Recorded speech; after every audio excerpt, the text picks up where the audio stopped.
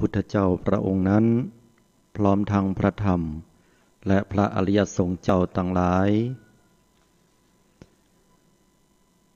ขอถวายความเคารพแด่พระเดชพระคุณพระเทพรัตนนายกหลวงพ่อเจ้าคณะจังหวัดลำพูนเจ้าอาวาสวัดพระธาตุหฤพุนชัย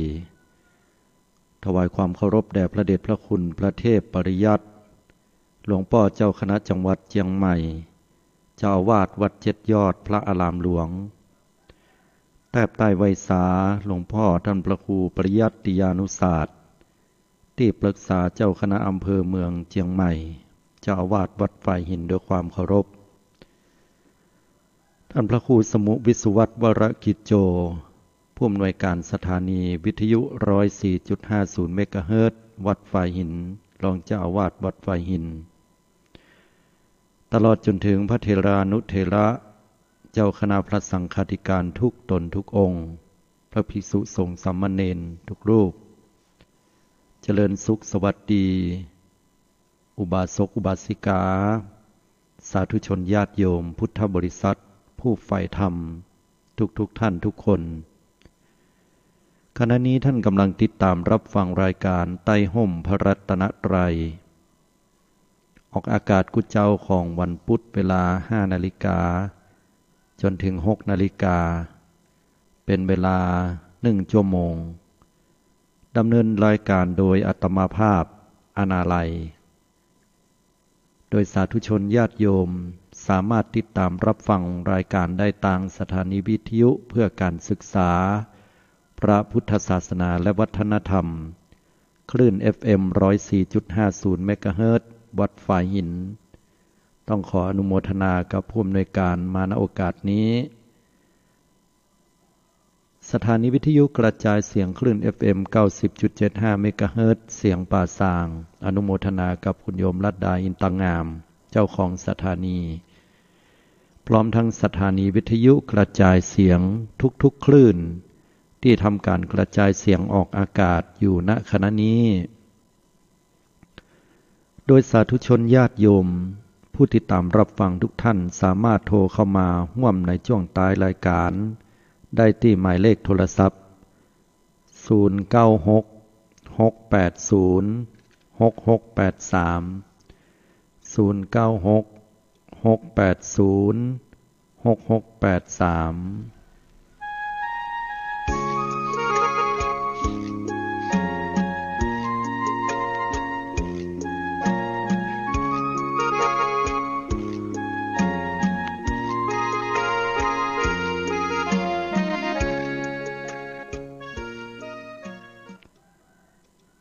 เวรย่อมระงับด้วยการไม่จองเวรกรรมนี้เป็นกรรมที่องค์สมเด็จพระสัมมาสัมพุทธเจ้าทรงแสดงชี้แจงให้กับบรรดาหมู่เฮาเจ้าพุทธเหล่าสรรพสัตว์ในโลกนี้ทั้งเทวดาและมนุษย์ทั้งหลายคำว่าเวรคือสิ่งที่บุคคลจะต้องทำตอบแทนกันในลักษณะของการอาฆาตมาตร้ายและเวรนั้นจะระงับไปได้โดยการที่เฮาบ่จองเวรจองกรรมต่อกันคือบ่ทำตอบสาธุชนทุกท่านคนเฮาเกิดมาบนโลกใบนี้ก็มักจะมีสิ่งที่เฮาเนี่ยอย่างแล้วจะเปิงใจคนอื่นพ่องบ่เปิงใจคนอื่นพ่องสิ่งที่เปิงใจก็ดูเหมือนว่าพอไปแล้วเป็นความชอบอกชอบใจยินดีปรีดายกตัวอย่างเช่นว่าเฮาไปช่วยเหลือผู้อื่นบอกว่าจะต่างกายต่างวาจาก็มักจะได้ยินคำชมเชยยินดีพอใจแม้ว่าการกระทำเหล่านั้นเนี่ยจะด้วยตั้งใจในทางที่ดีหรือแอบแฝงผลประโยชน์ใดก็แล้วแต่เมื่อเป็นประโยชน์เป็นสิ่งที่ดีงามต่อคนอื่นก็มักจะได้ยินคำชื่นชมเสมอแต่ถ้าเมื่อใดก็ตามที่การกระทำของเฮานั้นจะด้วยความตั้งใจหรือบ่ได้ตั้งใจก็ตามแต่เป็นสิ่งที่ทำให้ผู้อื่นนั้นเกิดความบ่เปิงใจบ่พอใจบ่ยินดีบ่ชอบใจก็เป็นที่มาของความอาฆาตความเจ็บปวดรวดร้าว และเป็นการสร้างการจองเวรซึ่งกันและกันเรื่องเล็กๆน้อยๆอาจจะเป็นสิ่งที่บ่ได้มีอย่างนักแต่ถ้าสิ่งที่เป็นเรื่องใหญ่ขึ้นมาสะสมนักเข้าก็บ่ต่างจากตะกอนหรือว่าขี้ขุ่นที่อยู่พื้นหม้อในยามที่มันนอนเนื่องอยู่ตรงพื้นน้ำทางบนก็ใสแต่เมื่อใดเอามือไปกวนแล้วขี้ขุ่นนั้นก็ปรากฏจดเจือฟุ้งกระจายขึ้นมาน้ำที่ว่าสะอาดก็กลายเป็นน้ำที่สกปรกไปข้อนี้ฉันใดจิตใจมนุษย์คนเฮามีอาสวะคือกิเลสที่มักดองอยู่ภายใต้พื้นจิตใจกันทุกๆคนต่างแต่ว่ากิเลสนั้นจะถูกขูดเกลาคัดเกลาออกให้สะอาดให้หมดไปทีละน้อยละน้อยได้เพียงใดมนุษย์คนเฮาอยู่ร่วมกันแล้วเนี่ยก็มักจะมีสิ่งกระทบกระเทือนบ่ต่างจากถ้วยและจ้อนเครื่องครัวเวียกการยังบ่มีวิญญาณยังหูถูกต้องฟาดเฟียดกันเสียงดังคิ้งข้องแตกแห่งในลั่นจัดมันล้วนแล้วแต่จะต้องปะกันตลอดบ่ว่าจะคนนั้นเป็นพี่เป็นน้องกันเป็นพ่อเป็นลูกเป็นแม่หรือเป็นเพื่อนที่ทำงานร่วมกันเป็นคนฮู้จักก็ดีบ่ฮู้จักก็ดีและยิ่งได้มาอยู่ใกล้กันในความเกรงอกเกรงใจต่อกันเนี่ยมันหมดไปฉะนั้นเพิ่นถึงได้บอกว่าคนที่อยู่ร่วมกันโดยเฉพาะสามีภรรยาเนี่ยก็จะต้องพยายามแบ่งใจหากันคนละ50-50บ่เฉพาะสามีภรรยาแม้แต่คนที่อยู่ร่วมกันในสังคมเฮาก็จะต้องมีเรื่องกระทบกันเพราะว่ากรรมคืดกรรมหันของคนนั้นพอไปคนละมุมคนละอย่างสาธุยกตัวอย่างง่ายๆเฮาลองมีกันอยู่สัก4-5 คนคนหนึ่งไปอยู่ทางทิศใต้คนหนึ่งไปอยู่ทางทิศเหนือแถมคนหนึ่งอยู่ทางทิศตะวันออกแถมคนหนึ่งไปอยู่ทางทิศตะวันตกส่วนแถมคนหนึ่งนั้นก็คือมุดไปอยู่ปืนบ้านถ้าเป็นบ้าน2 ชั้นนี่นะก็ให้แต่ละคนนั่นเนี่ยมาบอกเราว่าลักษณะบ้านมันเป็นอย่างไรก็แน่นอนว่าคนที่พอแต่ละมุมแต่ละบ้านก็จะบอกลักษณะของบ้านแต่ละจุดแตกต่างกันออกไปโดยที่คนทั้งหลายบอกควรที่จะมาท่องมาเถียงกันว่าบ้านหลังเนี้ยถ้าพอไปตั้งทิศตะวันออกจะมีขั้นใดขึ้นน่ะมันจะมีทางขั้นใดขึ้นไปส่วนคนที่อยู่ทิศตะวันตกก็บอกว่าขั้นใดบ่มีนะแต่มันมีกั้นหน้าต่างคนที่อยู่ทางทิศเหนือก็จะบอกว่าอ๋อทางเหนือมันมีห้านน้ำกินนะหรือว่ามันมีที่ระเบียงพักส่วนคนทางใต้บอกว่าบ่หันมีอย่างเลยแม้แต่หน้าต่างก็บ่มีคนที่มุดอยู่ตรงพื้นก็บอกว่าหันก็เล้าไก่นะบ่หันอย่างอื่นหรอคน5 จำพวกเนี่ยญาติโยมทั้งหลายเมื่อเฮาอู้อย่างอี้เนี่ยเฮาจะรู้ทันทีว่าบ้านนั้นเป็นบ้านยุคใหม่หรือบ้านสมัยเก่าแม่นก็ญาติโยมแต่เนื่องจากว่าคนทั้ง5นั้นมีทิฏฐิมานะคือความหันที่ยึดเหนี่ยวแต่เฉพาะความคิดของตัวเก่าบ่ได้เปิดใจหาคนทุกๆคนที่มองต่างมุมกันสังคมคนเฮาก็เลยเดือดร้อนวุ่นวายกันด้วยการที่พอไปคนละมุมคนละอย่างทั้งที่ก็เป็นบ้านหลังเดียวกันบ่ได้เดินโดยรอบบ่ได้พอจุดบ่ได้มาอยู่ในมุมที่ของแหมฝ่ายนึงอยู่ก็เลยมีปัญหาทกเถียงกันทั้งที่อู้ในเรื่องเดียวกันนั่นน่ะอันเนี้ยก็เรียกว่าเป็นสิ่งที่สามารถเกิดขึ้นได้สาธุชนทุกท่านเมื่อความหันต่างเกิดขึ้นก็เป็นที่มาของคำว่าความบ่เพิงพอใจกันละนะพอเกิดความบ่เพิงพอใจกันก็พรุสวาจากาด่ากำหยาบกำคายว่าให้กันใส่ให้กันเบียดเบียนบีทาด้วยกำอู้จากเรื่องราวที่มีเพียงน้อยนิดก็เข้าใจผิดไปแห่งเป็นเรื่องไปแล้วก็เชื่อมโยงเอาเรื่องนั้นมาใส่เรื่องนี้เชื่อมโยงเอาเรื่องนี้ไปใส่เรื่องนั้นก็เลยกลายเป็นการปรุงแต่งปรุงแต่งพุทธศาสนาใช้คำว่าปรุงแต่งนี่คืออย่างใดโยม อย่างสมมติว่าโยมแหมกินแยกกินกันนะถ้าอาหารนั้นมันจางพริกก็ใส่พริกจางเกลือก็ใส่เกลือ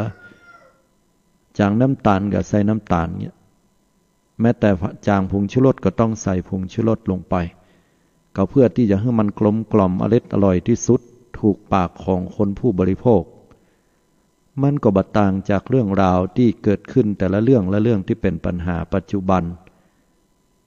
ก็ล้วนแล้วแต่มีการปรุงแต่งเหตุการณ์ต่างๆอาจจะมีอยู่น้อยเดียวแต่พอบอกปรุงแต่งเอาไปอู้มันก็มีน้อยเดียวบอกกุมกล้าลองไปเสาะหาเรื่องนั้นเรื่องนี้แล้วก็ปรุงแต่งขึ้นมาจากที่มีน้อยให้มีนักพอที่จะแกงให้เกิดความอร่อยแล้วก็เอาไปเสิร์ฟคนข้างๆที่ร่วมกันฟังอย่างเงี้ยแล้วคนที่ฟังก็เชื่อเป็นตุเป็นตะแล้วจากนั้นก็เอาไปอู้ต่อก็ใส่กำเข้าไปแหมทีนี้จากเรื่องน้อยกลายเป็นเรื่องนักและเรื่องยาว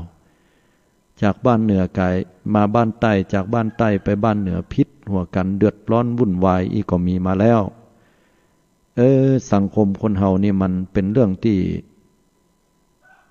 มีการใส่ร้ายป้ายสีกันต่างๆด้วยความบ่เปิงพอใจด้วยความบ่เข้าใจซึ่งกันและกันสุดท้ายก็มาลงที่การอาฆาตคือการผูกใจนะคือการเจ็บปวดทางจิตใจแล้วก็สุดท้ายเข้ามาสู่คำว่าจองเวรในบรรดาคำว่าความพยาบาทนี่อย่างว่าเจ็บแค่ใจอาฆาตเริ่มที่จะพอคนนั้นบัดดิดแล้วก็หันในก็ถึงจังมันแต่มันว่าอีห้านี่มันมาหาตายอย่างนี้นะแล้วก็จังแล้วก็อู้หาเพื่อนอยู่นะ หันกันก็บ่ได้บ่หันก็อู้หาแล้วก็แปลกเล่าขวัญกันนะสุดท้ายไปสู่คำว่าจองเวรก็คือบ่มีที่สิ้นสุดบ่มีที่สิ้นสุดญาติโยมทั้งหลายทุกภพทุกชาติอู้ถึงเรื่องตอนนี้เนี่ยก็อาตมาก็จำเรื่องราวหนึ่งได้ที่ไปอ่านในพระไตรปิฎกเป็นเรื่องราวที่ปรากฏจดเจือที่อย่ามาเล่ามาอู้ให้ศรัทธาญาติโยมฟังได้เป็นอุทาหรณ์สอนใจเรื่องราวเนี่ยเกิดขึ้นในสมัยคราวครั้งที่องค์สมเด็จพระสัมมาสัมพุทธเจ้าก่อนจะได้อุบัติขึ้นในชมพูทวีปยุคนั้นสมัยนั้นเป็นช่วงที่ว่างจากพระพุทธเจ้าจะมาทรัตพยาแต่ก็อยู่ในช่วงของพุทธันดรคือช่วงที่พระพุทธเจ้ายังมาเกิดอยู่มันมีครอบครัวหนึ่งคนอินเดียเนี่ยเปิ้นถือกันว่าถ้าคนมีครอบครัวแล้วบ่มีการสืบวงตระกู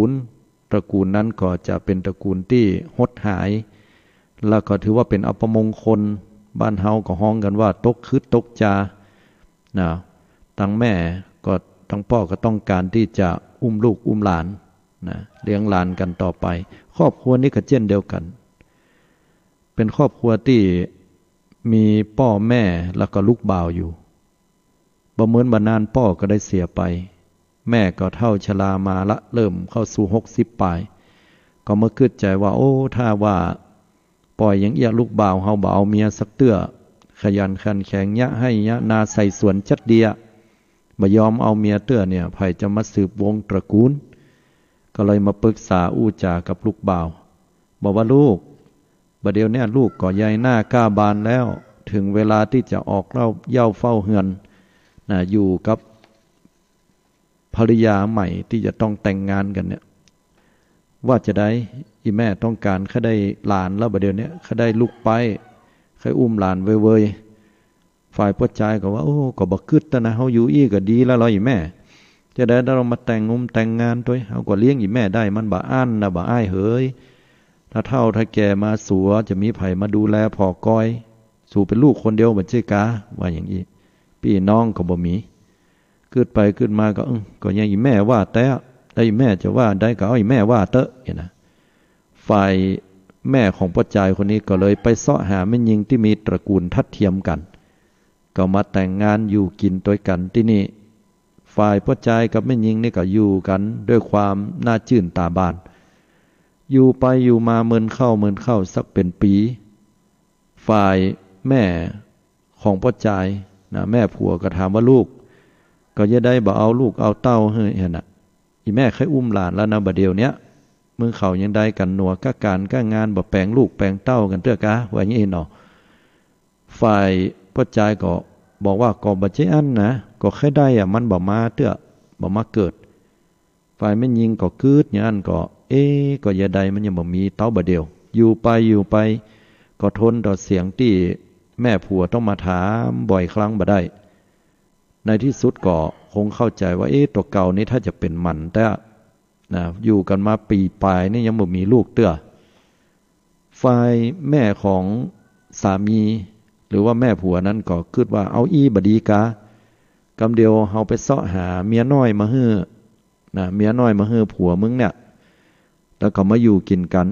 อีแม่แค่ได้ลูกมาสืบวงตระกูลคือคนอินเดียนี่เพิ่นจะถือกันอย่างเงี้ยโยมจะต้องมีลูกสืบวงตระกูลถ้าบ่มีก็ต้องไปเสาะหาเป็นเมียน้อยเนี่ยมาอยู่ตัวทีนี้นางผู้เป็นภรรยาของพ่อจายคนนี้ก็คิดว่าตัวเก่านั้นบ่สามารถจะให้ลูกได้นะก็เป็นความน้อยใจตัวเก่าอยู่พอสมควรละแต่ถ้าหากว่าให้ฝ่ายแม่ไปเสาะหาไม่ยิงมาแห่งคนจะบดีกับร่างว่าไปเสาะหาคนที่บ่ถูกกันหรือว่าบังคับบ่ได้เนาะจะพิษหัวกันบ่ได้นางก็เลยออกกำคืดบอกว่าเอาแม่ก็เดี๋ยวข้าเจ้าจะไปเสาะหาไม่ยิงที่งามๆมันถูกใจพี่อ้ายมาอยู่เป็นเมียน้อยปะไหนๆก็ไหนๆละข้าเจ้าก็ถ้าอย่าเป็นมันมีลูกบ่ได้คะแนนว่าได้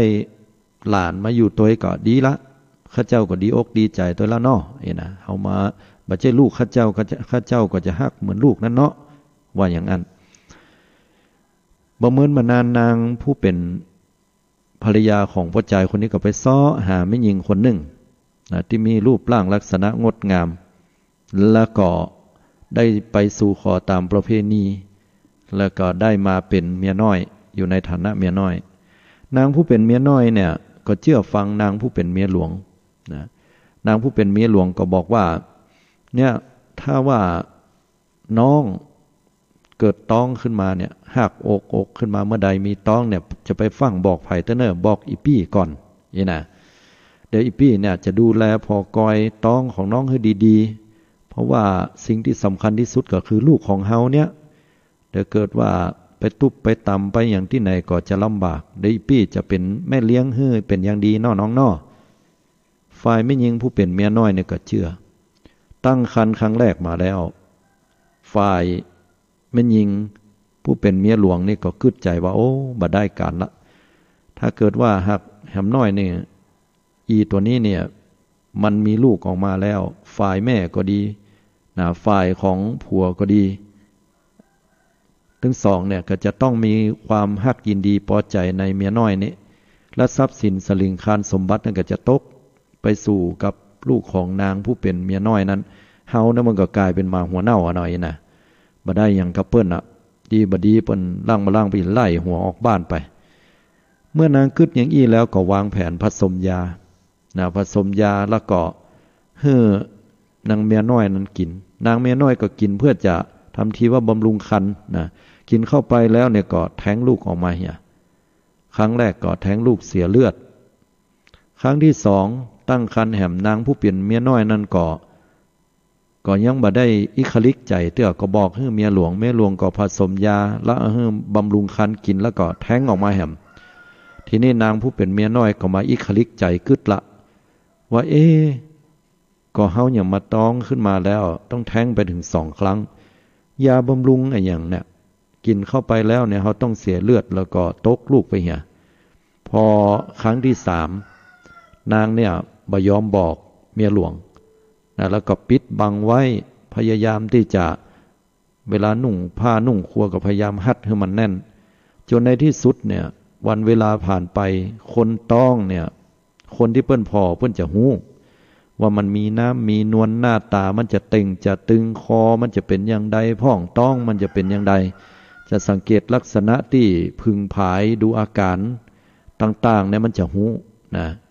ยิ่งญาติโยมหมู่เฮาท่านทั้งหลายเนี่ยมีลูกมีเต้ามีประสบการณ์ผ่านมาจะหู้ว่าคนคนนี้ต้องบ่ต้องก็เหมือนกันนางผู้เป็นเมียหลวงเนี่ยก็สังเกต หันว่าต้องของนางเนี่ยเริ่มใหญ่ขึ้นกุวันในที่สุดความก็มาแตกว่าที่แท้แล้วก็มีต้องเนื่องจากว่าถ้านางจะผสมยาให้กินเนี่ยก็ต้องผสมยาให้เมียน้อยกินในยามที่กำลังต้องใหม่ๆมันแท้งง่ายแต่เนี่ยต้องใหญ่ขึ้นมาแล้วก็เลยเดือดร้อนวุ่นวายกันว่าก็ยังมาบอกเฮ้ยพี่ก่อนเกิดลูกเกิดเต้าของน้องอยู่ในต้องเนี่ยมันมีเป็นอย่างขึ้นมาไปตุบไปตามมาแล้วเขาจะได้ทายาทสืบพกูลได้อย่างไรนางผู้เป็นเมียน้อยก็บอกว่าบ่ต้องมาว่ามาอู้อีปี้เนี่ยอย่างใดก็ข้าเจ้าหู้หมดอ่ะ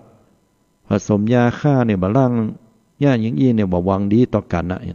ว่าไปว่ามาก็ได้พิษหัวกันแต่ถึงสองฝ่ายทีนี้นางผู้เป็นเมียหลวงเนี่ยพอหู้ว่านางเมียน้อยเนี่ยไหวตัวตันแล้วก็แต่ว่าผัวยังบ่หู้เตือก็เลยด้วยความอาฆาตจิตใจมันเกิดความโกรธความเกลียดขึ้นมาอีนี่มึงจะลู่ผัวกูอีนี้มึงจะได้ทรัพย์สินสมบัติแหมน้อยกูจะเป็นมาหัวเน่าแม่ผัวกูจะไล่กูออกบ้านกันเนี่ยกูจะบ่มีความสำคัญอันใดน้อยอกมองใจตัวเก่าเหมือนกันที่บ่มีลูกก็เลยวางแผนให้หมอผสมยาแล้วทำทีเป็นว่าจะต้องบำรุงครรภ์อย่างนั้นอย่างนี้ให้ผัวเชื่อจนในที่สุดนางผู้เป็นเมียน้อยเนี่ยก็เชื่อหมอเพราะบอกฮู้ว่าคนที่อยู่เบื้องหลังนั่นคือเมียหลวงแล้วนางก็บริโภคยานั้นลงไปในที่สุดแล้วนางบ่สามารถที่จะเกิดลูกออกมาได้เพราะว่ายานี้มันไม่ใช่เป็นยาคับลูกแต่ว่าเป็นยาที่ฆ่าลูกในท้องนางผู้เป็นเมียน้อยเนี่ยก็ทนทุกข์ทรมานเจ็บปวดในที่สุดก็ได้อาฆาตพยาบาทฝ่ายเมียหลวงไว้ผูกใจเจ็บบอกว่าข้าขอจองเวรจองกรรมเกิดมาชาติใดๆก็ตามขอให้ได้กินลูกของนางผู้เป็นเมียหลวงคนเนี้ยและนางก็ได้ตายไปด้วยความเจ็บปวดทนทุกข์ทรมานด้วยน้ำมือของผู้เป็นเมียหลวงเมื่อตายไปแล้วเนี่ยนางผู้เป็นเมียน้อยที่ได้ตายไปก็ไปเกิดเป็นแม่แมวส่วนนางเมียหลวงเนี่ย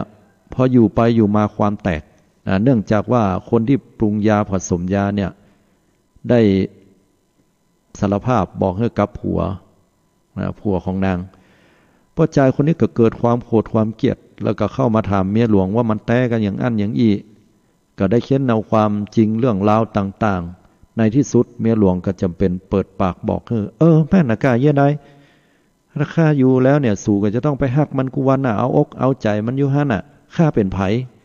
ข้ามันมาหัวเน่าข้ามันบดีด้วยความน้อยอกมองใจฝ่ายพ่อชายได้ยินอย่างอั้นบ่รอจ้าเอาตึงตื่นตึงมือปลายบ่ปอหันค้อนอยู่ใกล้เนาะก็ใส่จนตุ๊บตับมีดอยู่กับฟันจนนางผู้เป็นเมียหลวงนั้นอยู่ทนต่อบาดแผลบ่ไหวก็เลยตายลงไปแล้วก็ได้มาเกิดเป็นแม่ไก่ในบ้านหลังนั้นน่ะญาติโยมทีนี้อู้ถึงว่านางกุณฑิดาผู้เป็นเมียน้อยเนี่ยมาเกิดเป็นแม่แมวแล้วก็นางผู้เป็นเมียหลวงมาเกิดเป็นแม่ไก่แม่แมวนั่นน่ะด้วยความที่ว่าหันแม่ไก่ครั้งแรกปุ๊บก็ด้วยการอาฆาตพยาบาทมาแต่อดีตชาติก็เลยเกิดกรรมกึดขึ้นว่าอุ้ยนางผู้นี้เขาฆ่าเอาเนาะแล้วก็เมื่อ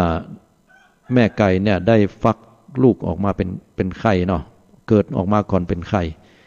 แล้วนางผู้เป็นแมวเนี่ยก็ไปลักกินไข่ของแม่ไก่เนี่ยถึง2 ครั้งพอครั้งที่3เนี่ยเข้าไปกินแฮมก็สำเร็จลงได้นางแม่ไก่นี่ก็เกิดความอาฆาตพยาบาทจองเวรบอกว่าขอให้เกิดมาชาติหน้าได้กินลูกของแม่แมวนี่เหมือนกันนะพอเกิดมาแห่งชาติหนึ่งนะปรากฏว่าแม่ไก่นะซึ่งเป็นเมียหลวงเนี่ยก็ได้มาเกิดเป็นเสือเหลืองเนาะแล้วก็ส่วนเมียน้อยเนี่ยก็ที่เกิดเป็นแมวเนี่ยก็ไปเกิดเป็นนั้นกวางเป็นแม่เนื้อทีนี้เสือเนี่ยก็เมื่อหันแม่เนื้อหรือว่ากวางแล้วมันก็ต้องการจะกินเนาะแต่ว่าเนื่องจากว่าแม่ของกวางเนี่ยมันตัวใหญ่ก็เลยล้อไว้ก่อนเมื่อนางท้องขึ้นมาเมื่อใดนะเกิดลูกออกมาแม่เสือเหลืองนี่ก็ไปกินลูกของแม่กวางกินอยู่ถึง3 ครั้ง แม่กวางนี่ก็เกิดความอาฆาตพยาบาทจองเวรบอกว่าเกิดมาชาติหน้าฉันใดก็ขอให้ได้กินลูกของแม่เสือนี้ก็สลับกันอย่างญาติโยมเกิดเป็นงูเป็นกบพ่องอย่างพ่องเนี่ยสลับกันไปสลับกันมาเนี่ยผ่านมาได้ถึงเป็น500 ชาติเนี่ยฆ่ากันไปกับฆ่ากันมาถึง500 ชาติผ่านมาถึงในยุคสมัยของพระพุทธเจ้าของเฮาเนี่ยทรงพระนามว่าสมณะโคดมในวันนั้นเป็นวันที่นางถึง2ได้มาเกิดนางผู้เป็นเมียหลวงเนี่ยก็เกิดมาเป็นนางยักษินีเป็นนางยักษินีที่มีปกติคือจิตใจโหดร้ายเรามักจะชอบกินอย่างที่เป็นเลือดเป็นเนื้อชอบกินอย่างที่สดๆขาวๆแล้วก็กินนักตัวและมีจิตใจที่หยาบคายเพิ่นฮ้องว่าเป็นนางยักษินีส่วนแม่หญิงผู้เป็นเมียน้อยนั่นก็เกิดมาเป็นนางกุณฑิดาที่มีรูปร่างลักษณะงดงามอยู่ทีนี้2 คนนี่ก็ปรากฏว่านางกุณฑิดาเนี่ยก็มาปะกับนางยักษินีนางยักษินีอดีตเป็นเมียหลวงในหันกันแล้วก็เกิดความอาฆาตพยาบาทจองเวรกันยิ่งนักฝ่ายนางแม่หญิงผู้เป็นอดีตเมียน้อยนางกุณฑิดานี่ก็ได้แต่งงานกับพ่อจายที่เคยอยู่ร่วมกันในอดีตที่ว่านั่นตายแล้วก็ได้เวียนว่ายตายเกิดก็มาเป็นผัวเป็นเมียกันแฮมแล้วมีลูกอยู่คนหนึ่งก็ปรากฏว่านางยักษินีเนี่ยพอเกิดมาปุ๊บนางยักษินีหันใส่เมียน้อยได้ลูกออกมาก็ไปลักออกมาแล้วก็มากินลูกของนางอย่าครั้งที่2ก็กินแฮมครั้งที่3เนี่ยนางบอกว่าบ่ได้ละลูกคนนี้ถ้าเกิดออกมาเนี่ยเขาจะต้องหนีละก็อู้กับฝ่ายผัวตัวเก่าฝ่ายผัวก็หันดีหันงามว่าเขาต้องหนีนางยักษินีไปให้ได้เพราะว่านางคนนี้เนี่ยใจบาปหยาบจ้ามีลักษณะเป็นโรคจิตชอบกินคนไว้เหมือนซีอุยญาติโยมชอบกินคนเพราะฉะนั้นบ่ได้เขาจะต้องหนีไปแห่งเมืองหนึ่งพี่ไอ้ไปป้ากันหนีไปก็นางเนี่ยตอนนั้นนี่เกิดลูกออกมาแล้วก็หอบลูกน้อยไประหว่างต่างที่นี้มาจัดไก่แล้วฝ่ายพ่อใจก็ฮ้อนมาปะอยู่หนองสละ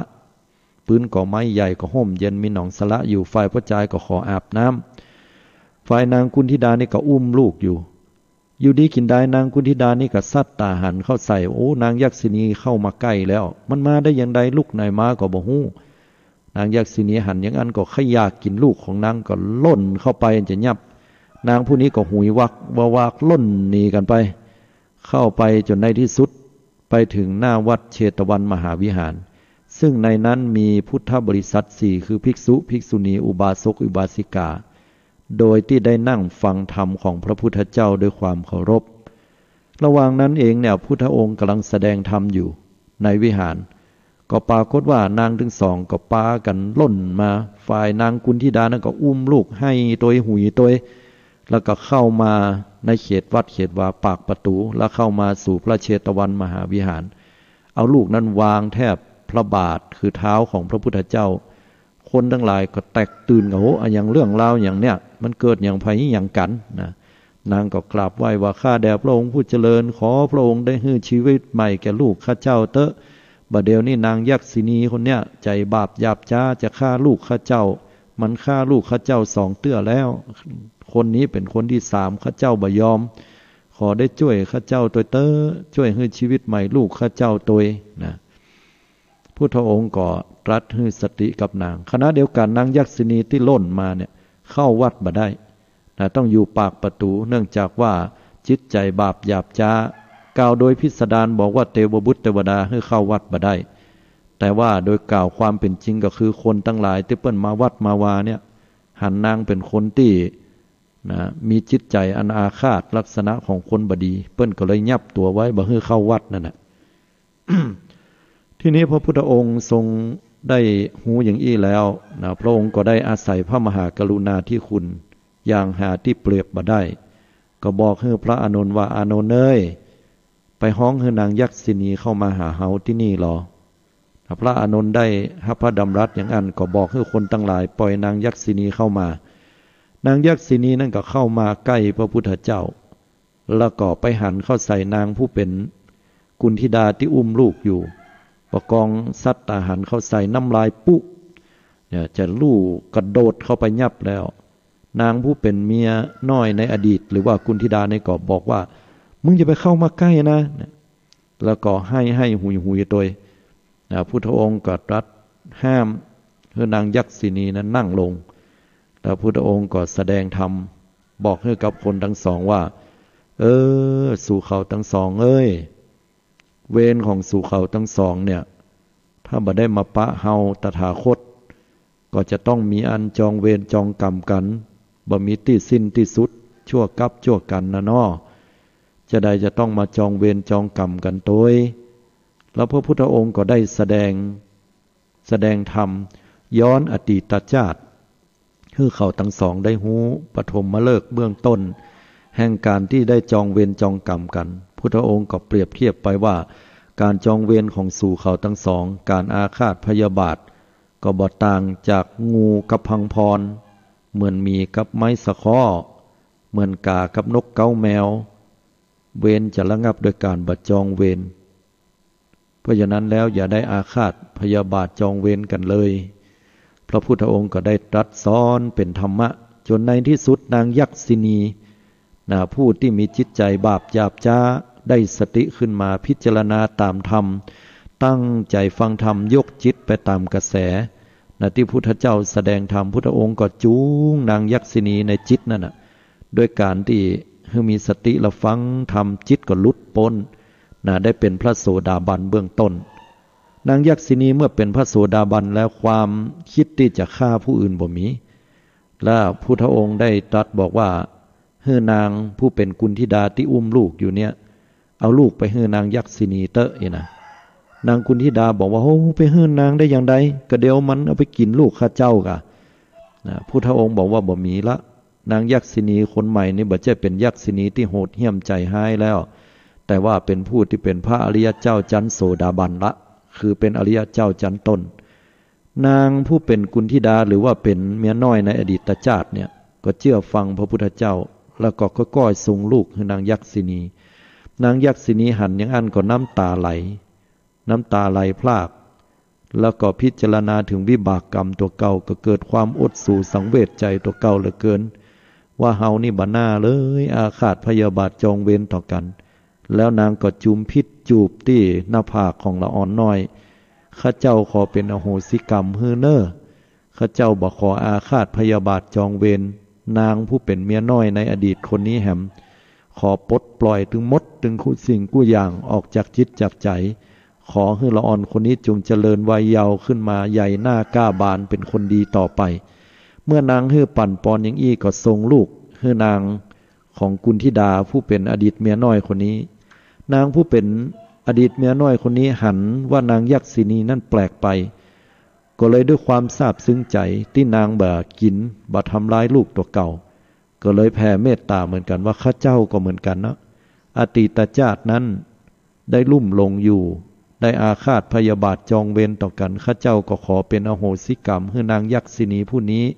บ่มีความอาฆาตพยาบาทจองเวรกันตั้งแต่วันนี้เป็นต้นไปเมื่อเป็นดังอี้คนทั้งหลายก็สาธุการพระพุทธองค์เนี่ยก็พิจารณาบอกว่าเนี่ยนางกุนธิดานะขอให้ดีต่อกันอย่างนี้ต่อไปส่วนนางยักษินีนั่นก็บอกว่าข้าเจ้าเนี่ยเป็นคนที่ประหลาดเป็นคนที่บ่เหมือนเปิ้นชอบกินของดิบชอบกินของสดชอบกินของคาวข้าเจ้าจะไปอยู่ที่ไหนกินเมื่อใดก็บ่ฮู้จักอิ่มพุทธองค์ก็บอกว่าเอาอีกะให้นางผู้เป็นอดีตเมียน้อยหรือว่ากุนธิดาเนี่ยขอเลี้ยงดูปู่เสือเนอไปอยู่ด้วยกันท่านเชื่อตถาคตเชื่อเฮาเตอะก็ถ้าไปอยู่แล้วเนี่ยนางยักษินีจะช่วยนางได้ฝ่ายนางกุนธิดาผู้ที่อุ้มลูกอยู่นั้นก็เชื่อฟังแล้วก็มั่นใจว่าพระพุทธเจ้าเนี่ยบ่ได้จุแน่นอนตัวเก่านั้นก็หันว่านางได้ให้อภัยลูกแล้วก็ปากันไปอยู่ด้วยกันที่บ้านของนางผู้เป็นกุนธิดาหรืออดีตเมียน้อยเนี่ยอยู่ไปแล้วเนี่ยนางก็บำรุงดูแลนางยักษินีเป็นอย่างดีเอาเข้าเอาน้ำให้บ่ได้ขาดนะเป็นละเวลาอยู่จัดเมินเหมือนกันนางยักษินีนี่ก็หันว่านางเมียน้อยนี่ก็ใจดีแท้เนาะให้อภัยเฮาแต่เฮาจะต้องเนี่ยอย่างที่เป็นบุญคุณตอบแทนนางพ่องคือนางยักษินีนี่มีเส้นหรือว่าเปิ้นฮ้องว่า ห้องว่าอย่างใดเป็นคนที่มีความสามารถอยู่อย่างหนึ่งคือนางสามารถที่จะหูการล่วงหน้า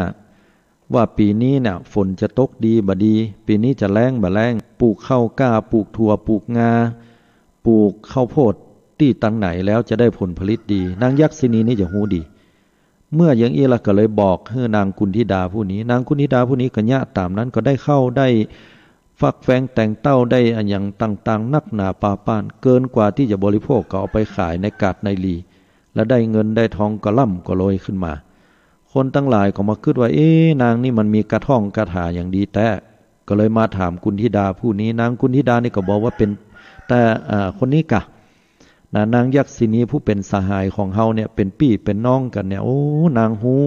พิเศษนะหูว่าปีใดจะเข้ากล้าดีปีใดเข้ากล้าแรงปลูกไหนที่ไหนได้ดีปลูกไหนหน้าไหนเป็นนาที่ให้ผลผลิตบดีฝนฟ้าจะตกเมื่อใดอย่างใดนางหูหมดนะคะแนนว่าหมู่เฮาในปากันเอาเข้าเอาน้ำมาให้นางแค่ได้อย่างก็ถามนางเอาเตอะว่าอย่างนี้คนตั้งหลายก็โลไปหานางยักษินีแล้วก็ถามแล้วก็เอาเข้าเอาน้ำมาเป็นการตอบแทนให้นางก็บอกให้ว่าจะต้องปลูกอย่างอย่างปีนี้บดีปลูกอันนี้ปีนี้ดีปลูกอันนี้จนในที่สุดวันเวลาผ่านมาคนตั้งหลายเนี่ยก็ร่ำก็รวยใหญ่หน้ากล้าบานมีเงินคำด้วยกันอันนี้ก็ด้วยกุณที่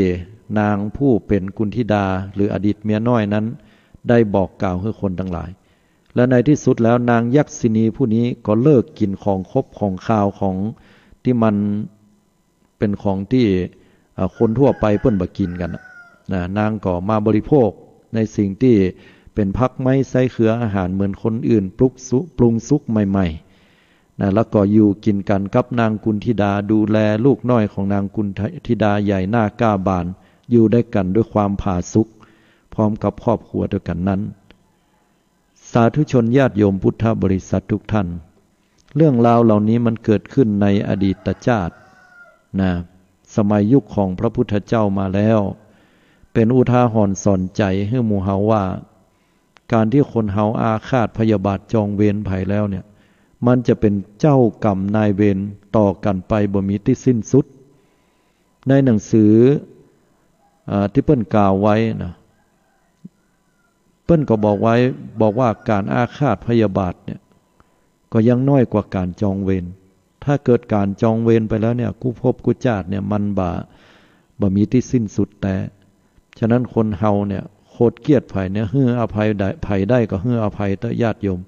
เพราะบ่อันแล้วเนี่ยเฮาจะกลายไปเป็นเจ้ากรรมนายเวรกันดีกว่าเฮาจะต้องมาตามหาเจ้ากรรมนายเวรแต่เฮาบอกว่าไอ้ตอนที่ตามเนี่ยน่ะเจ้ากรรมนายเวรมันไปเกิดเป็นอะไรหยังถ้ามันไปเกิดเป็นเทวดาแล้วมันบ่ฮับบ่ฮู้มันก็ให้อภัยเฮาบ่ได้ไปเกิดเป็นอะไรหยังเกิดเป็นคนไปแล้วก็ฮับฮู้บ่ได้แฮมไปเกิดเป็นพรหมก็ฮับฮู้บ่ได้ไปเกิดในหม้อนรกในจีก็บ่ฮับฮู้ได้แล้วเมื่อใดจะได้ฮับฮู้ได้นะมันต้องฮับฮู้กันถึง2เบื้องเฟื่องฝ่ายหนึ่งฝ่ายใดต้องให้อโหสิกรรมก่อนหรือถึง2ฝ่ายให้อโหสิกรรมแก่กันการที่อโหสิกรรมเนี่ยญาติโยมทั้งหลายยกตัวอย่างง่ายๆเนาะสมมุตินะโยมจะว่านะอย่างอาตมากับโยมเนี่ยนึกรับตานึกภาพเฮาเป็นกู้อาฆาตพยาบาทจองเวรกันนี่เนาะจะว่าเนาะแล้วปรากฏว่าอาตมาเนี่ยบ่ยอมลดลาวาศอกแล้วก็โยมเนี่ยพิจารณาไปพิจารณามาหู้ถามว่าเฮามันเป็นทุกข์แต่เนาะเฮายอมที่จะบ่อาฆาตพยาบาทจองเวรขอให้อโหสิกรรมเตอะนะแผ่เมตตาบ่อาฆาตพยาบาทจองเวรบ่โคตรบ่เกียรติวิบากกรรมผลกรรมตัวนั้นของโยมก็ลุดเลยบ่ได้เป็นเจ้ากรรมนายเวรกับอาตมาละส่วนอาตมาเนี่ยแม้ว่าจะเปิ้นจะให้อโหสิกรรมไปแล้วแต่ตัวเก่ายังผูกอาฆาตใจเจ็บอยู่บ่ยอมที่จะลดลาแม้ว่ากู้นั้นเนี่ยเปิ้นจะไปละลุดพ้นละแต่ตัวเก่าก็ยังบ่พ้นเตื้อหมายถึงตัวอาตมาเนาะยังบ่พ้นเตื้อกรรมเนี่ยมันจะสแกนเสาะหาวิบากใดก็ตามที่มันเหมือนกันเหมือนกับคนที่เฮาได้เป็นกู้อาฆาตพยาบาทอย่างโยมอโหสิกรรมให้อาตมาละโยมก็หลุดพ้นละแต่อาตมาเนี่ยกรรมมันจะเสาะหาคนที่มีลักษณะนิสัยใจคอคล้ายๆโยมในอดีตที่เคยอาฆาตพยาบาทแบบเนี้ยก็จะจับกู้มาเป็นกู้กันแฮมหรือก็มันถ้าบ่มีกู้ ก็จะต้องเป็นเหตุการณ์เช่นว่าจะต้องมีเหตุต้องประสบอุบัติเหตุเจ็บป่วยนะเสียแขนเสียขาหรือจะต้องตายไปอันเนี้ยก็โดยวิบากกรรมนี่แหละที่เป็นตัวนำพาให้เฮานั้นจะต้องได้ปะวิบากฉะนั้นสาธุชนญาติโยมทุกท่านการที่เฮาอยู่บนโลกใบนี้สังคมใบนี้บ้านหลังนี้มันจะต้องมีสิ่งที่กระทบกระทั่งใจกันพ่องบรรนักก็น้อยอย่าได้มีการอาฆาตพยาบาทจองเวรกันเลยขอให้จงมีแต่คำว่าอโหสิกรรมให้แก่กันให้อภัยซึ่งกันและกันการให้อภัยทานเป็นการให้ที่ยากไม่ใช่ว่าให้กันง่ายๆแต่ถ้าได้ให้เฮาจะเหมือนกับว่าจิตใจเฮามันลุดมันพ้นมันมีความสว่างความแจ้งคนที่ยอมผู้อื่นคนที่การบ่ใช่เป็นคนที่การและน่าอับอายแบบนั้นเฮาอาจจะเข้าใจอย่างนั้นแต่ว่า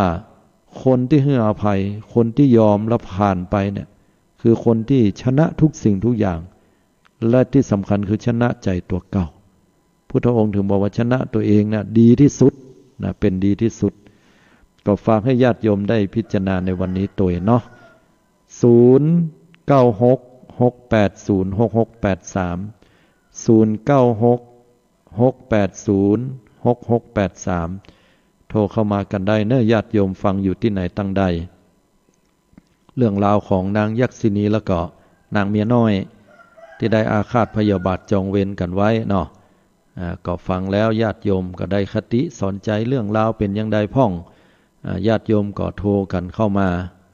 ที่หมายเลขโทรศัพท์0966806683 7909โทรเข้ามาแล้วเจริญปรโยมไหว้สาเจ้าท่านเจ้าโทรจากไหนเกตกะลามกะเจ้าอู้เสียงดังหน่อยเอาโทรศัพท์เข้าใกล้ๆโยมมันบ่ค่อยได้ยินเจ้าว่าใดโยมใจเรื่องนี้นะนี่ข้างบ้านนี่ก็มีอย่างเดียวเจ้าเจ้าแต่เพิ่งจะลงเอยด้วยดีนะลงเอยด้วยดีใจเพราะถ้าบ่มีพระสัมมาสัมพุทธเจ้าแล้วก็คงจะจองเว้นกันหาที่สุดบ่ได้แต่เนาะเจ้าคนไม่คิดใจว่ามีศีลมีธรรมก็ยังแฝงน้อยเด้อแม่นเนาะถ้าจะได้คนเฮาถ้ารู้จักให้อภัยแล้วมันก็จะนำพาซึ่งความผาสุกความสงบต่อกันและกันเนาะเจ้าจะได้ก็อนุโมทนาที่ติดตามรับฟังนะโยมเนอะกำลังใจท่านเลยเจ้าสาธุเจริญพรอันนี้จากวัดเกตกาลามเนาะสาธุชนญาติโยมโทรเข้ามากันได้เนอะพี่น้องญาติโยมฟังอยู่ณที่ใดนะก็โทรเข้ามากันได้เนาะ0966806683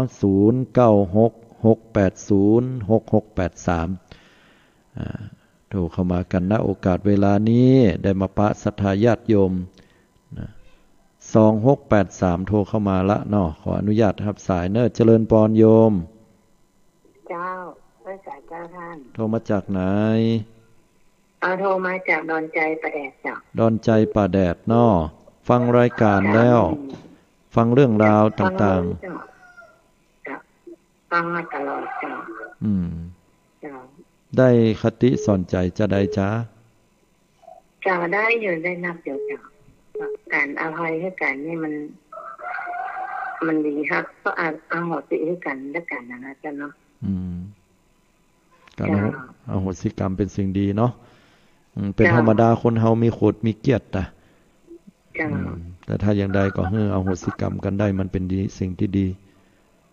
แม่นจ้ะมันต้องฟังคำเยอะๆเลยแม่นเนาะฝึกการสอนของพระพุทธเจ้าไปติดเบิ่งนะใช่ฝึกฝนจิตใจแม่นละสาธุอนุโมทนาตัวเนอะจะเล่าสาธุเจริญพร7631เจริญพรโยมไว้เจ้ายายกะฟังอยู่ฟังอยู่เนาะวันนี้เจ๊นะที่ยายอยู่คนเดียวนะฟังอยู่เนาะวันนี้โมนเหรอก็ฟังรอฟังกับวันพุธมาได้รอฟังนะแกเข้าใจดีเถอะเข้าใจดีเนาะทำกรรมสอนนี่นะยายจะเก็บไว้ จะเก็บไว้ถึงคุณจะว่าอย่างยายก็จะปรุงจะร่างมือเขาไว้เนาะโอ้ยสาธุดีแล้วดีแล้วยายเอ้ยบุญกรรมบุญจูเวรย่อมระงับด้วยการไม่จองเวรเป็นคินเป็นอย่างจำกันเขาก็ยังลาอยู่นั้นยายว่าจังมาเขาเจอจังเขาเจอแม่นเฮาก็เมตตาแย่เสแรงเนาะดีขอกันกับจำเวรไทยเนาะแม่นละกรรมให้ก็เวรมันนั่นทำคำสอนนี่เขาดีขนาดสาธุขออนุโมทนาเนอสาธุเช่นเดียวกันเนอยายเนอบุญกรรมบุญจูเนอเจ้า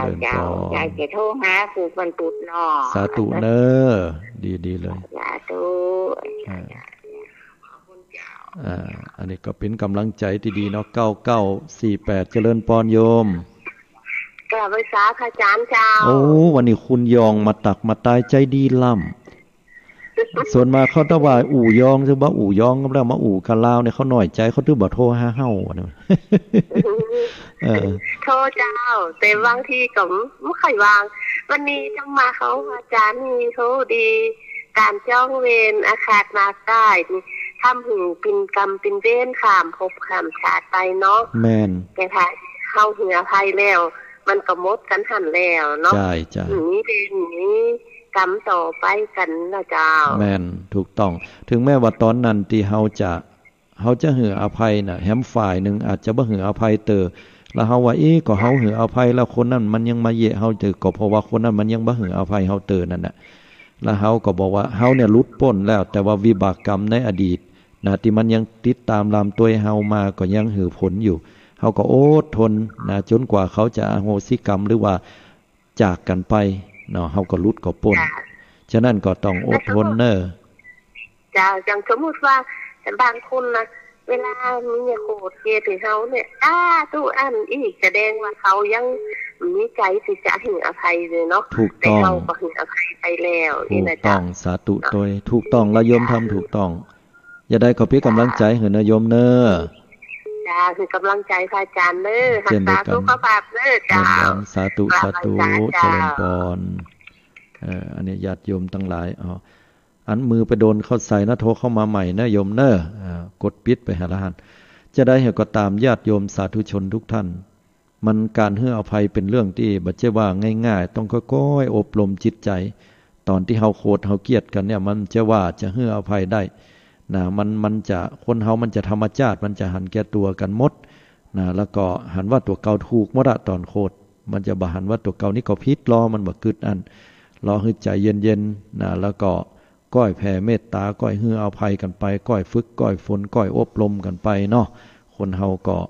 ถึงจะหลุดจะพ้นจากวิบากกรรมได้3215เจริญพรโยมกราบไหว้ศาลเจ้าท่านอาจารย์อยู่ที่ไหนหนองบัวสมุทรปราการเจ้าโอ้สาธุอนุโมทนาฟังรายการวันนี้ม่วนกว่าจ้าเจ้าม่วนเจ้าได้สติสอนใจดีสอนใจว่าจะได้จ้า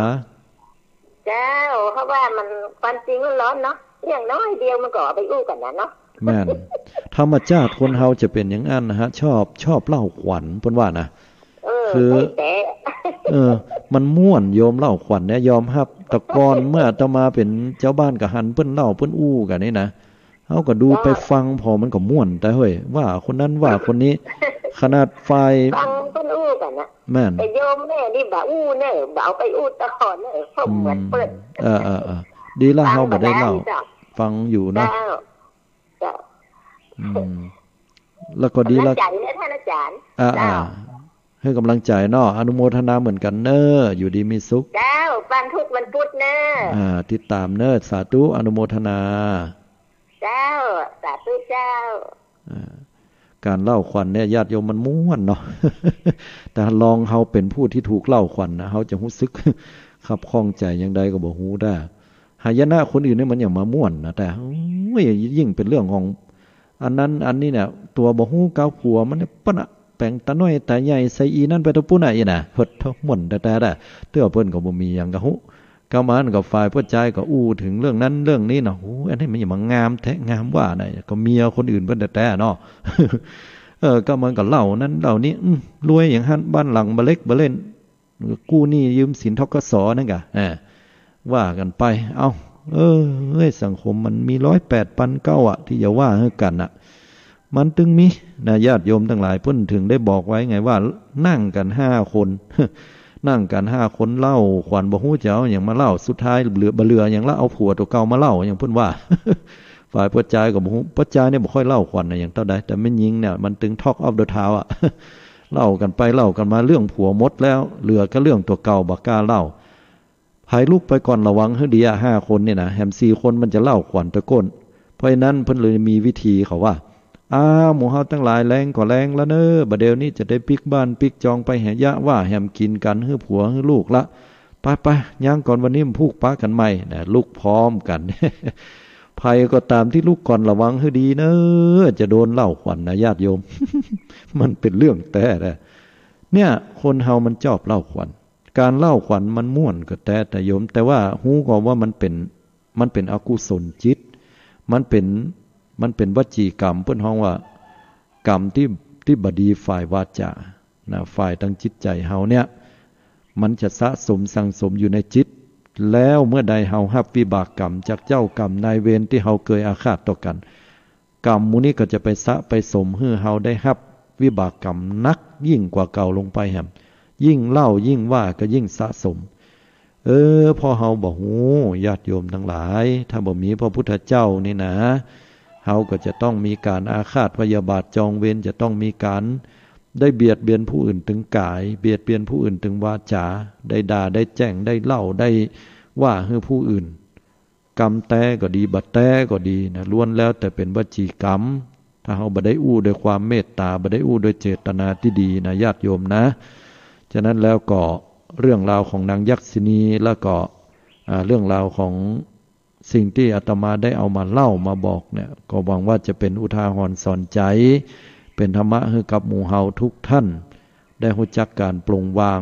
ได้รู้จักการให้อภัยเพราะว่าการให้อภัยเพิ่นฮ้องว่าอภัยทานมันเป็นสิ่งที่ให้ได้ยากแต่ถ้าให้แล้วเนี่ยจิตใจมันเป่งมันวะมันม่วนคนบางคนก็บอกนึกถึงแค่มันบ่ได้บ่ต้องอู้ถึงว่าอภัยอ่ะมันตึงบ่ค่อยกึดละก็แสดงว่าเฮายังผูกอาฆาตไว้นักก็ก้อยไม้ก้อยแควนก้อยเปิ้นฮ้องว่าก้อยคลายมันออกเนาะเอาธรรมะเนี่ย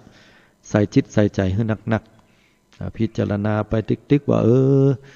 เฮาก็ฮักตัวกลัวตายบ่ใครให้ไผมาด่ามาแจ้งมาเล่าหน้าจากขวัญเฮาคนอื่นก็เหมือนกันหมดอ่ะแผ่เมตตาไปเนาะบ่ว่าจะเป็นสัตว์สิ่งหิ่งห้อยบ่ว่าจะเป็นคนที่เฮาฮักคนที่เป็นกลางๆหรือคนที่เฮาจังถ้ามันยังละบ่ได้เตื้อก็คิดว่าเฮาเนี่ยฮักตัวกลัวตายเนาะแล้วตัวเฮาก็มีพ่อมีแม่ตัวเฮามีพี่อ้ายตายหัวมีภรรยามีสามีมีลูกมีเต้ามีคนปรารถนาดีฮักเฮาเป็นอย่างไปคนอื่นมาบุบหูตีตาทำร้ายจิรันฟันแตงคนเหล่านี้เนี่ยก็ยังเป็นบุคคลผู้ที่อินดูสงสารเฮาก็ยังจะต้องเป็นห่วงเป็นใยต้องเสียอกเสียใจเมื่อเฮาจะต้องสิ้นชีพไปด้วยการกระทำของคนเหล่านี้ก็เหมือนกันเนาะเราสรรพสัตว์ทั้งหลายบอกว่าคนที่เฮาจังก็ดีฮักก็ดีอย่างใดก็ดีถ้าเวลาเฮาไปทำร้ายเปิ้นไปเบียดเบียนบีทาจองเวรอาฆาตต่อกันเขาเหล่านั้นยังมีพี่มีน้องมีพ่อมีแม่เปิ้นจะต้องเสียน้ำหูน้ำตาเสียคนฮักไปแล้วก็ต้องเสียใจโดยการกระทำของเฮาพิจารณาอย่างอี้แล้วจิตใจของเฮามันก็จะมายจะแควนระยะโยมถ้ามันยังละบ่ได้เตื้อก็พิจารณาถึงพรหมวิหารนึกถึงศีลของเฮาคือแถวว่าคนที่มีศีลเปิ้นจะบ่โคตรปกติธรรมชาติเนี่ยศีลมันเป็นของเย็นถ้าจิตใจเย็นเป็นผู้มีศีลจิตใจร้อนบ่มีศีลฉะนั้นคนที่มีศีลเปิ้นจะบ่โคตรภัยที่ถือศีลอยู่เฮาจะบ่โคตรละถ้าโคตรขึ้นมาเผลอลงโคตรขึ้นมาก็ขัดใจระงับยับยั้งบ่อาฆาตบ่พยาบาทบ่จองเวรต่อภัยเพราะเฮามีศีลถ้ายังละบ่ได้เตื้อก็ให้ญาติโยมพิจารณาถึงโทษของการอาฆาตพยาบาทจองเวรนั้นมันมีโทษมีภัยอย่างใดเกิดมากูพบกูชาติจะต้องได้ปะบรุษบ่ปนเขาจองเวรเฮาจองเวรเขาก็ยังเรื่องนางยักษินีกับเมียน้อยเนี่ยอย่างเอี้ยหรือถ้ามันยังละบ่ได้ที่สุด ก็ให้เฮาพิจารณาว่าเฮาก็บ่มีตัวตนแต่เขาก็บ่มีตัวตนแต่ทุกสิ่งทุกอย่างล้วนแล้วแต่สมมุติขึ้นมาโดยวิบากกรรม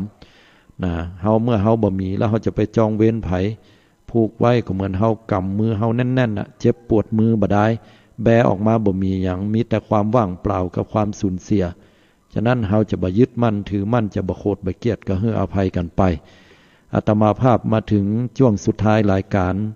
ก็ขอทิ้งท้ายบัดนี้ให้ทุกท่านได้